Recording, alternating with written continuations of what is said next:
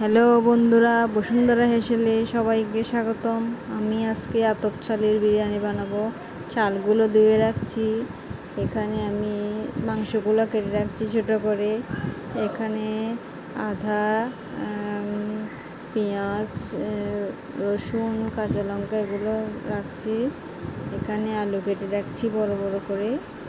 দেখেন, এগুলো আমি ভেজে রাখবো। তার জন্য বিরিয়ানিতে আলু দিলে একটু টেস্ট হয়।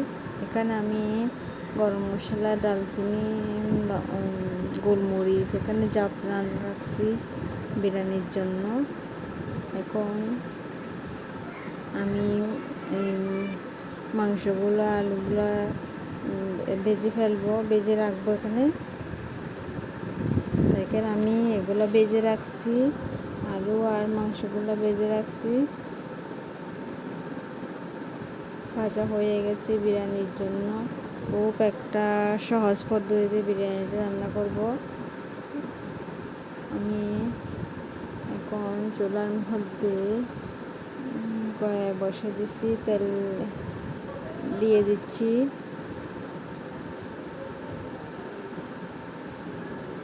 তেলগুলো গরম হয়ে গেছে। এখন আমি এখানে পেঁয়াজগুলো দিয়ে দিছি, আদা আর রসুন এগুলাও দিয়ে দিছি।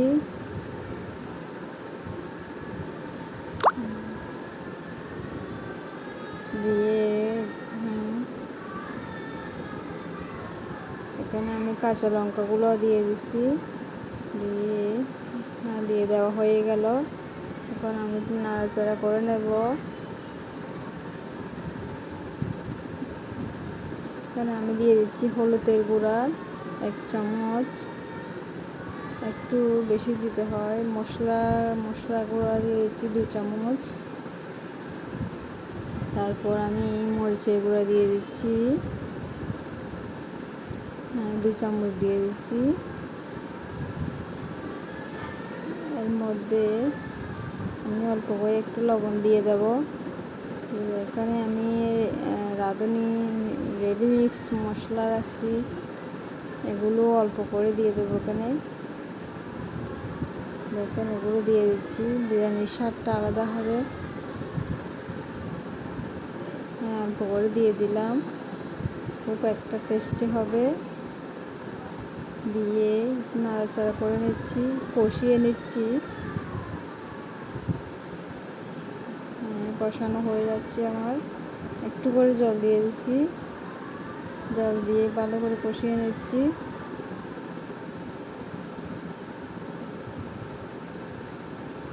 এখন আমি এখানে তেজপাতাগুলো দিয়ে দিচ্ছি আর আতপ চালগুলো দিয়ে দিচ্ছি এখানে।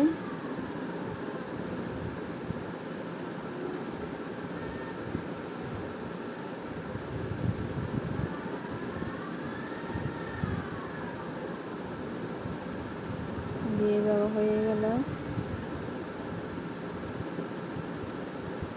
দিয়ে একটু কষিয়ে নিচ্ছি। একটু করে গরম জল দিয়ে দিছিলাম। এটা খুব সহজ পদ্ধতিতে বিরিয়ানিতে গরম জল দিয়ে দিচ্ছি।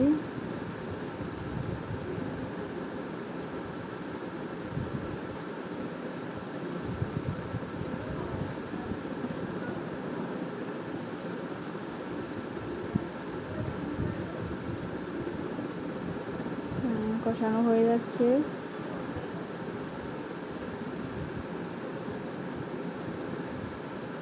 আমি অল্প করে জল দিয়ে ঢাকনা দিয়ে রাখতেছি।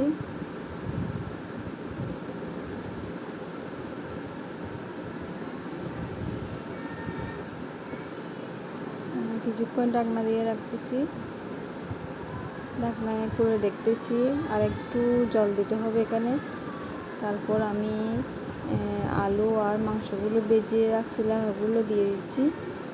দিয়ে একটু নাড়াচাড়া করে নিচ্ছি। নাড়াচাড়া করে একটু আর অল্প করে জল দিয়ে দেব। এখন আমার বিরিয়ানি রেডি হয়ে যাচ্ছে। আমি এখানে গরম মশলাগুলো থেতো করে এখানে দিয়ে দিচ্ছি। জাফরানগুলো দিয়ে দিচ্ছি, দিয়ে দেওয়া হয়ে গেল। ঢাকনা দিয়ে রাখতেছি কিছুক্ষণ। এখন খুলে দেখতেছি এগুলা হয়ে গেছে আমার বিরিয়ানি। ধোয়া বের হচ্ছে। কেমন লাগলো সবাই বলবেন। ধন্যবাদ সবাইকে।